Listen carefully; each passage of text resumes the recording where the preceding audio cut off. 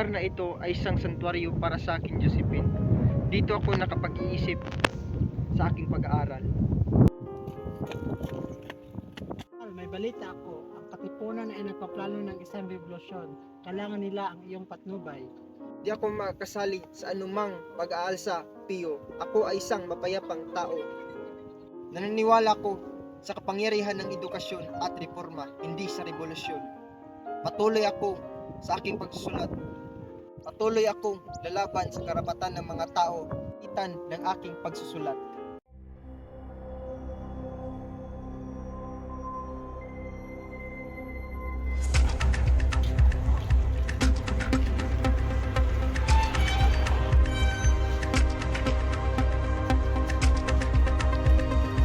Ikaw ay isang mapanganib na tao, Rizal.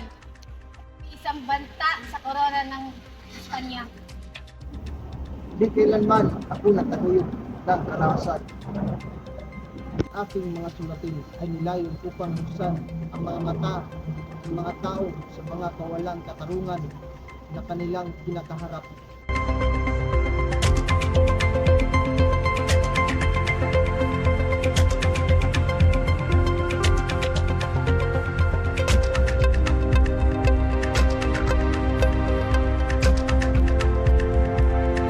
Ginoong Rizal, ikaw ay inaakasahan ng sedisyon at paghihimagsik laban sa korona ng Espanya. Ano ang iyong pagtatanggol?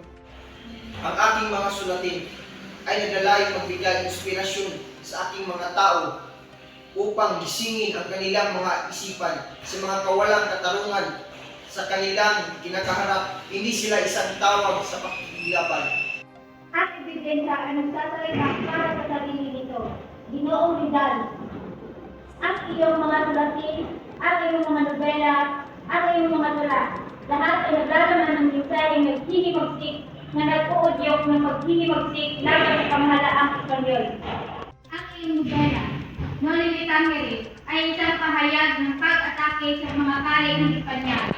Ang iyong ibang nobela, El Filibusterismo, ay humihingi ng revolusyon.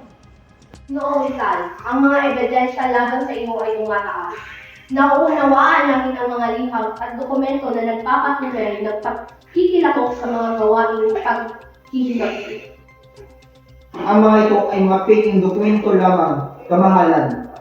Ang mga ito ay ginagawa ng aking mga kaaway upang matahimikin ang aking busis.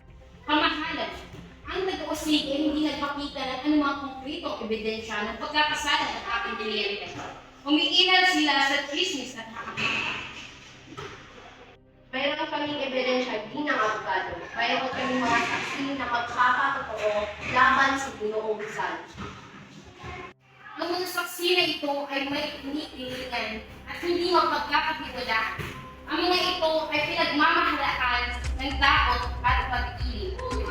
Ang aking kliyente ay isang taong mapayapang tao. Inaaral niya ang kanyang buhay sa edukasyon, sa reformang panlipunan, sa pagpapabuti ng kanyang mga tao.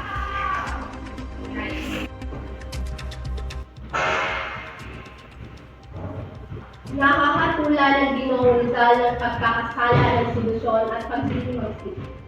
Siya ay napatunayang may sala at kinakarusahan ng kamatayan sa pamamagitan ng pagbaril.